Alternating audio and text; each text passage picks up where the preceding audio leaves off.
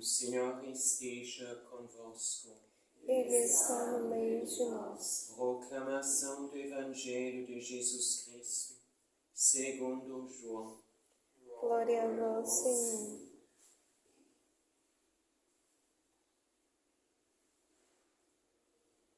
Naquele tempo, ao ouvirem as palavras de Jesus, algumas pessoas da multidão diziam: Este é verdadeiramente o profeta. Outros diziam: Ele é o Messias. Mas alguns objetavam: Porventura o Messias virá da Galileia? Não diz a Escritura que o Messias será da descendência de Davi e virá de Belém, povoado de onde era Davi? Assim houve divisão no meio do povo por causa de Jesus. Alguns queriam prendê-lo, mas ninguém pôs as mãos nele. Então os guardas do templo voltaram para os sumos sacerdotes e os fariseus, e estes lhes perguntaram: Por que não o trouxestes? Os guardas responderam: Ninguém jamais falou como este homem. Então os fariseus disseram-lhes: Também vós os deixastes enganar? Por acaso algum dos chefes ou dos fariseus acreditou nele? Mas esta gente que não conhece a lei é maldita. Nicodemos, porém, um dos fariseus, aquele que se tinha encontrado com Jesus anteriormente, disse: Será que a nossa lei julga alguém antes de ouvir e saber o que ele fez? Eles responderam: Também tu és Galileu, porventura? Vai estudar e verás que da Galileia não surge profeta. E cada um voltou para a sua casa. Palavra da salvação. Glória a vós, Senhor.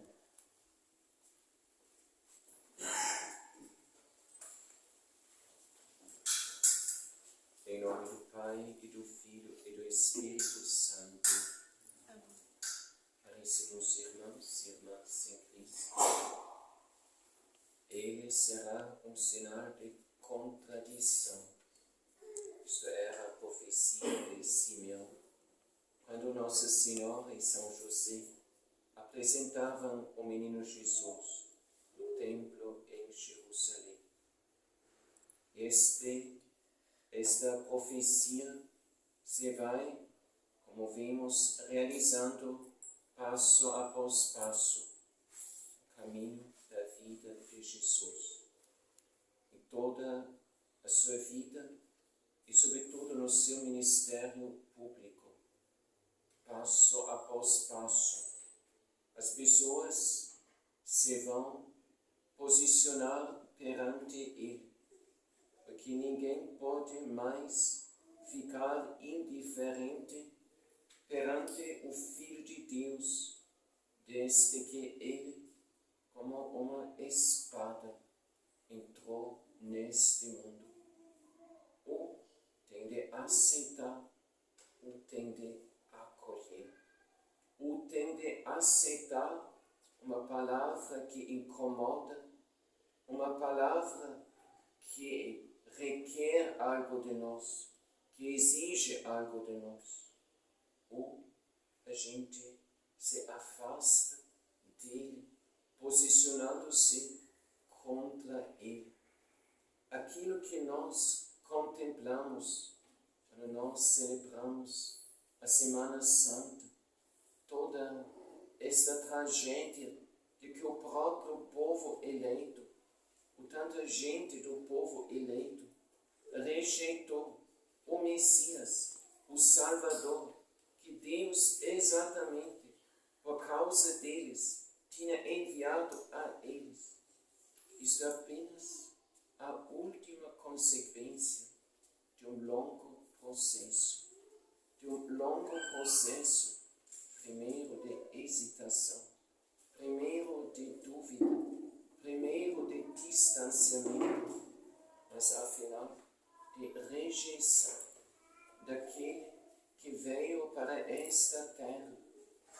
nos trazer a paz, a nos revelar a verdade e nos mostrar o caminho que conduz para Deus.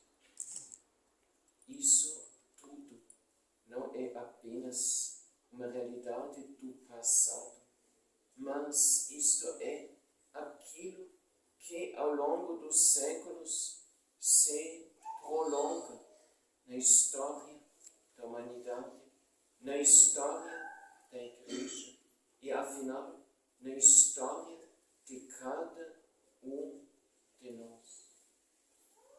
Então, como é a nossa posição, como é a nossa atitude perante um Deus que não se faz apenas homem, mas perante um Deus que, no final, vai morrer numa cruz.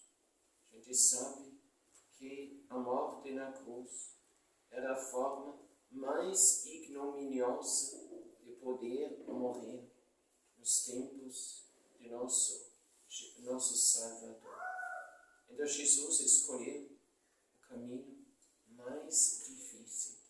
E a grande pergunta é, nós preferimos agora esta religião de hoje, que é a religião do bem-estar, a religião do comodismo, a religião de uma vida tranquila, sem maiores esforços. E tantas vezes a gente vendo que umas pessoas vivem a custo de outras. Nós queremos esta religião, este evangelho que o mundo prega, ou nós queremos o evangelho que Jesus prega e que ele confiou aos seus apóstolos, à sua igreja, e que está sendo proclamado até os dias de hoje.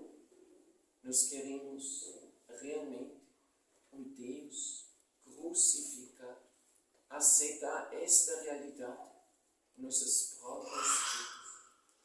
Jesus fez grande esforço para preparar os seus apóstolos ao longo de 3 anos para este evento tão difícil, tão doloroso, tão inesperado por eles. Então, 3 vezes anunciou, e cada vez mais claramente, o Filho do Homem vai sofrer, vai ser rejeitado pelas autoridades supremas do seu próprio povo. E São Pedro, não, Senhor, isto nunca aconteça contigo. Esta semente de uma religião do bem-estar, uma religião tranquila, uma religião onde nada e ninguém nos incomoda, está no coração de todos nós. Mas Jesus segue um outro caminho. Segue o caminho mais difícil, o caminho mais exigente. E por isso a Santa Igreja também nos dá um tempo de 40 dias para a gente se preparar para este evento que nós celebramos, com a graça de Deus, em este ano jubilar 2025, para a gente não recuar perante este mistério, que é o mais difícil, mas que é aquele que traz a salvação para dentro de um mundo que afunda no meio do seu próprio egoísmo, comodismo e nas suas ideias e ideologias, muitas vezes tortas, erradas e mesmo perversas. Então a Igreja nos prepara, passo após passo, durante 40 dias, para a gente exatamente não se escandalizar perante a cruz de Nosso Senhor, ou para a gente não fugir desta zona do nosso conforto. Não, isto eu não preciso, isto eu não quero, isto eu não faço. Os próprios apóstolos eram bem dispostos. Senhor, estou pronto para ir contigo até a prisão e morte. Mas mesmo 3 anos preparados, ainda não eram prontos para seguir aquilo que eles tinham prometido a Jesus. E nós estamos prontos para realmente seguir a nosso Senhor. Quando a gente lê os padres da igreja, depois os padres contemplam amplamente esse mistério da Páscoa de Jesus, da sua passagem deste mundo para o Pai, da sua existência terrena para uma existência de sua humanidade. Como Deus, o Filho, está sempre com o Pai, mas na sua humanidade, para estar ali na sua humanidade, eternamente com o Pai. Os padres meditaram muito sobre esse mistério. E depois eles falaram, Jesus, quando ele celebrou a sua última Páscoa, então ele já não celebrou a Páscoa judaica. E não era apenas uma celebração, não era apenas uma recordação ritual do êxodo do Egito, da grande libertação do povo de Israel. Aquilo que Jesus na Páscoa fez, na sua última Páscoa, Jesus não apenas recordou a Páscoa dos judeus, Jesus não apenas celebrou a Páscoa dos judeus, mas Jesus realizou a Páscoa dos judeus. Aquilo que o Cordeiro Pascal dos judeus, imolado e oferecido milhares e milhares e milhares de vezes ao longo da história do povo de Israel. Então aquilo que este indicava, simbolizava, profetizava, então apresentava em tipo de figura, isto Jesus realiza na sua própria pessoa. Jesus já não imolou um cordeiro pascal com os seus discípulos. Então, esse cordeiro não se fala, embora que os apóstolos ainda estavam pensando nisso, quando perguntaram a Jesus, Senhor, onde queres que nós preparemos a Páscoa?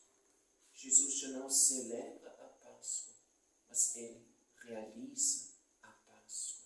Então, ele já não imola um cordeiro, mas o cordeiro agora é ele mesmo, realizando as grandes profecias do servo sofredor, do profeta Isaías, a segunda parte do livro desse grande profeta, os textos que a liturgia lê também estes dias agora.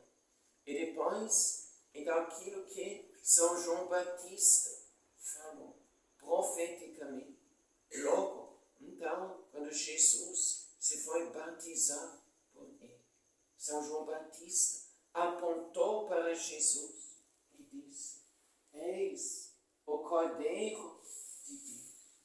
E depois, outro dia, ainda falando, apontando para Jesus e falando em modo mais explícito, eis o Cordeiro de Deus que tira o pecado do mundo. Aquilo que ali foi profetizado na última, terceira grande Páscoa da vida pública de Jesus. Isso Jesus mesmo realiza. Ele agora, ele mesmo se torna, ele mesmo agora é o Cordeiro Pascal, o Cordeiro vítima oferecido a Deus pelo perdão dos pecados do seu povo, e não só do seu povo, mas do mundo inteiro. Então Jesus não se contentou de apenas recordar, de apenas celebrar, mas ele quis realizar em sua própria pessoa, em sua própria vida, em sua própria existência, a Páscoa dos judeus, levando assim a sua realização, a sua consolação, aquilo que os judeus em modo de profecia. E se isto vale tudo para Jesus, significa o quê? Jesus disse: eu sou o caminho. Ninguém chega ao Pai a não ser por mim. Jesus disse: eu vos dei um exemplo para que vós fazeis como eu vos fiz. Se isto era o caminho de Jesus, será também o nosso caminho. Não basta, não pode ser que nós só recordamos de qualquer maneira a Páscoa. As pessoas já estão olhando no calendário, aí vai ter feriado, graças a Deus, não entendendo nada daquilo que acontece estes dias. E os outros também lembram, participam talvez em uma ou outra cerimônia da igreja ou da Semana Santa. Isso tudo está bom, mas ainda não é o essencial aonde Jesus nos quer levar. Também para nós não basta recordar apenas a data da Páscoa. Também para nós não basta ainda, mesmo que queremos fazer com todo o zelo de celebrar a Páscoa. A intenção, o último sentido da Páscoa do Senhor, que também nós chegamos a realizar a Páscoa de Jesus em nossa própria vida.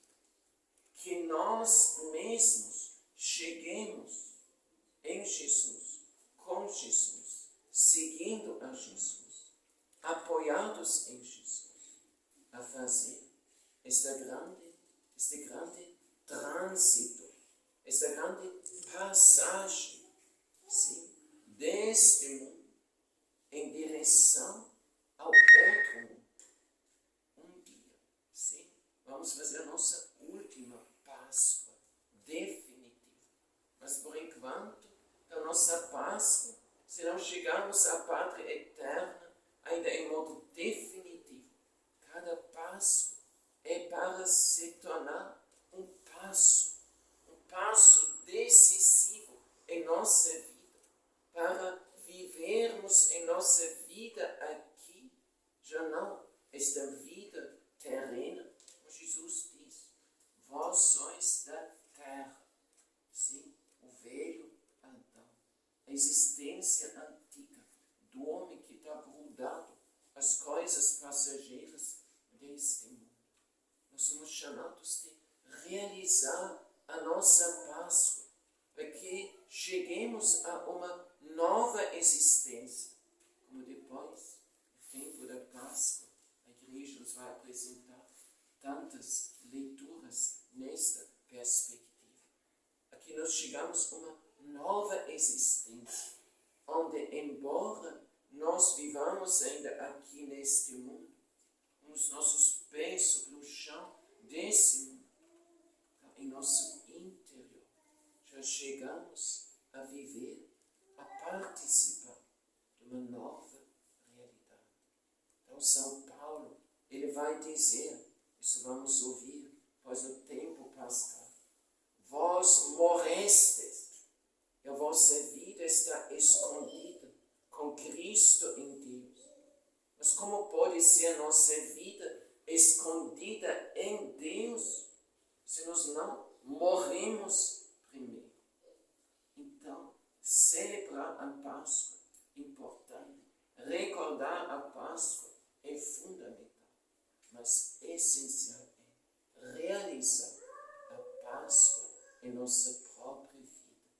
E isto é morrer com Jesus, seguir a via sacra com Jesus, seguir o caminho em que Jesus mesmo nos precedeu. As pessoas piedosas, então, eles recitam o tempo da Quaresma, cada dia, a via sacra de Nosso Senhor. Hoje, nós somos abençoados de tantas vias sacras, cada uma delas, então, meditando em um ângulo, uma perspectiva um pouco pouquinho diferente, o mesmo mistério da paixão de Jesus, para que, passo após passo, aprendamos não só conhecer, mas assimilar esta realidade, na realidade, no espaço, da nossa própria vida. Essa morte a que Jesus deseja de nós.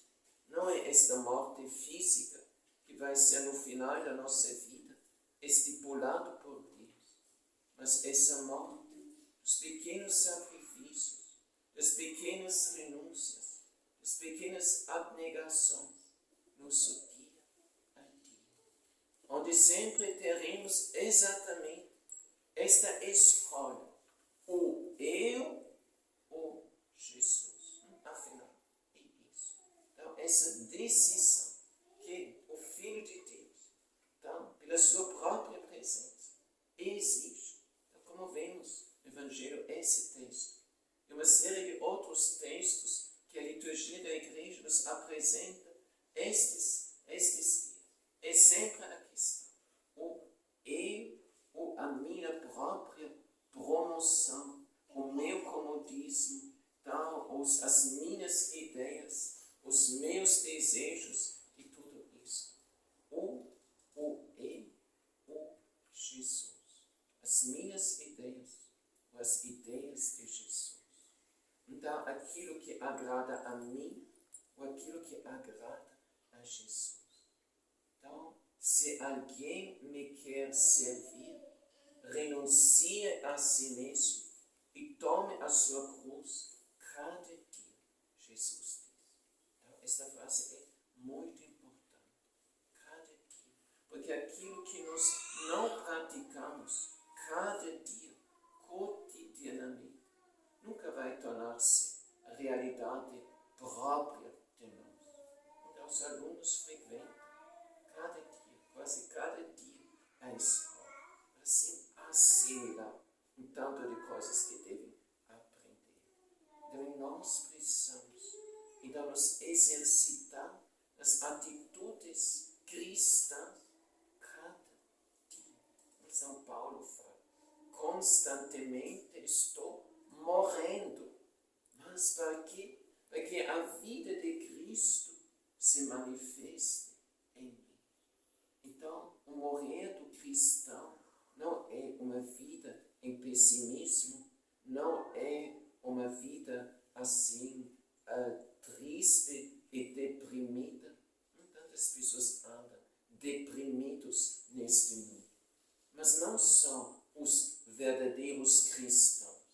São exatamente as pessoas que pensam de poder viver sem Deus. O cristão verdadeiro, sim. Então São Paulo, do cativeiro, ele escreveu aos Filipenses, alegrai-vos sempre. Por quê? Porque cada pequeníssima morte em que nós vivemos por amor de Jesus nos traz, como São Paulo fala, um peso enorme de glória eterna. Então, cada coisinha que nos deixamos aqui na terra, onde a gente era apegado, que a gente achava tão importante, isso aqui, que deixamos por amor de Jesus, nos abre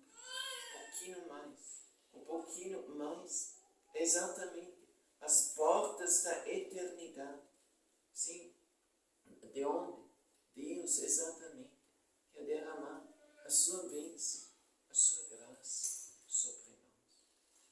Nossa vida, evidentemente, o cristão não é pessimista no sentido de negar, o negacionista, que nega tudo que está nesse mundo, tudo está ruim, isto, aquilo ruim, isso não precisa. Não, precisamos um tanto de coisas. Mas este morrer é exatamente perante tudo aquilo que nos afasta de Deus, que nos separa de Jesus e que impede de a gente ir para frente. Então Jesus não apenas celebrou, não apenas recordou, mas realizou a sua Páscoa. E isso é o grande desejo de Nosso Senhor. Isso é também o grande desejo do nosso Santo Anjo da Guarda, de Nossa Senhora. Então, que tudo aquilo que nós celebramos nestas últimas semanas da Quaresma, e sobretudo na Semana Santa, no Tríduo Sacro, que isso não seja apenas algo assim na superfície, como hoje as pessoas, todo mundo acostumado a ver as coisas assim, nas telas assim, do computador, do celular e tudo, bem fica algo na superfície, mas não incide sobre a minha vida, a minha realidade. A Páscoa de Jesus não basta só celebrar, precisa viver, precisa experimentar, precisa, com a nossa própria vida, entrar e mergulhar nesta realidade, para que a Páscoa de Jesus se realizar não somente na cabeça, no Cristo nosso Senhor, Ele é a cabeça do corpo, mas esta Páscoa do Senhor também se realizar em cada um dos membros do corpo místico de Cristo, em cada um de nós, para que assim nós possamos realizar também em Jesus, com Jesus e seguindo a Jesus, esta passagem deste mundo para o outro. Senão a nossa Páscoa definitiva, mas que por esta Páscoa cheguemos mais perto deste outro, novo mundo, que tanto buscamos e desejamos. Santa Teresa de Ávila escreveu todo o caminho espiritual dos cristãos, assim, nesta figura, esta apresentação das 7 moradas. Como a gente chega da primeira à segunda, da segunda à terceira, terceira, quarta, quinta, e assim para frente, morada sempre mais alta. Isso é uma passagem que é precisa, uma subida que é precisa, ou seja, uma descida que é precisa, porque todo aquele que se exalta será humilhado, e todo aquele que se humilha por amor de Jesus será exaltado. Então, a Páscoa do Senhor é esta passagem, onde a gente sobe de um degrau da escada celeste para o próximo degrau. E é nesta escada, como os padres da igreja contemplaram, meditaram, sim, tem os anjos subindo e descendo junto a esta escada, como o próprio Jesus mostrou, como já lemos no Antigo Testamento. Mas também aí tem os demônios, que, como são os anjos, querem nos fazer subir nesta escada. Os demônios querem derrubar aqueles que querem ali subir pela incredulidade, pela impaciência, aborrecendo-se com a obra de Deus na vida deles e coisas assim. Então, realizar a Páscoa do Senhor. Então, Jesus não nos deixa só. Jesus não nos deixa desamparado perante este grande desafio. Nas vésperas de sua paixão, Ele institui exatamente neste momento o mistério sublime da Santíssima Eucaristia, para que os seus discípulos, e os discípulos dele de todos os tempos, nele, a Santíssima Eucaristia, tenham todo amparo, toda força, todo auxílio para realizar aquilo que humanamente a gente não seria capaz de fazer. Aquilo que Jesus fez e viveu e realizou na sua Páscoa, então Ele nos deixou o mistério da Santíssima Eucaristia. Jesus tinha de seguir o seu caminho, aparentemente sozinho. Vós todos me deixareis sozinhos. Mas Jesus também pode dizer: eu não estou só, é o Pai que está comigo. Jesus em toda a sua dor, e que vai até o ponto extremo, onde ele se apoia, todos o abandonaram. Ele se apoia no próprio Pai. Assim Jesus rezava no Monte das Oliveiras. Mas Jesus também se podia apoiar na sua mãe, ela que segue com fidelidade até o fim do caminho do seu filho. E Jesus se apoia também ao auxílio do Santo Anjo. Jesus rezava, com mais insistência ainda, até que o seu suor se tornou como gotas de sangue escorrendo sobre o seu corpo. E apareceu um anjo e o fortaleceu. Então isso tudo para nós, exemplo, referência. Como o Pai deu apoio para Jesus. Assim o próprio Jesus na Santíssima Eucaristia, é nosso grande apoio em nosso caminho. Nós comungamos, nos contemplamos, adoramos e comungamos em cada Santa Missa, não só Jesus, o Filho de Deus feito homem, mas o Cordeiro de Deus, o Filho de Deus imolado por amor de nós. Vida cristã é seguimento de Jesus. Vida cristã é assimilação daquilo que o próprio Jesus fez. Vida cristã é acolher o que Jesus tem feito por nós. Para isso se tornar realidade nossa própria vida. A nossa maior força é o próprio Jesus que se dá a nós. Por isso, a Igreja também vai passar para este mundo de hoje, só apoiada em Jesus, na Santíssima Eucaristia. A Jesus vai viver, a Igreja vai viver a sua Páscoa neste mundo, no meio de tantas perseguições, incompreensões, humilhações, apoiada em Jesus, na Santíssima Eucaristia. E nós queremos celebrar esta Páscoa, não só na superfície, não só como uma cerimônia bonita, que deve ser bonita, sim, mas existencialmente, apoiados em Jesus, na Santíssima Eucaristia, e assim, unindo-nos a Ele, aprender a participar daquilo que Ele mesmo tal viveu antes de nós. E sempre entender que a Igreja não é assim alguém que nos ensina algo cruel, algo assim, então, tipo um caminho de autodestruição, coisas desse tipo. Nada disso. A visão da Igreja é altamente otimista, porque tudo que nós vivemos é apenas Jesus viver de modo mais pleno em nós. Então queremos, com profunda gratidão, acolher tudo que o Senhor nos propõe para estes próximos dias.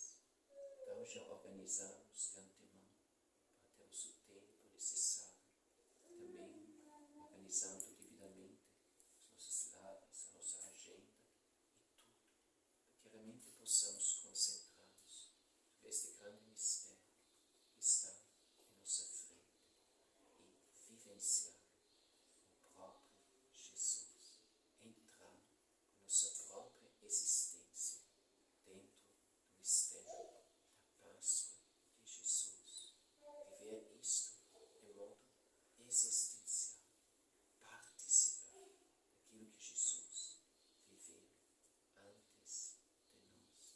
Não pode ser mais uma Páscoa, como já celebramos tantos outros.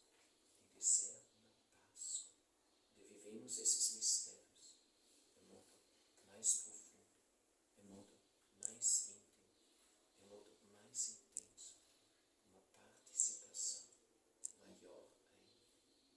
Porque essa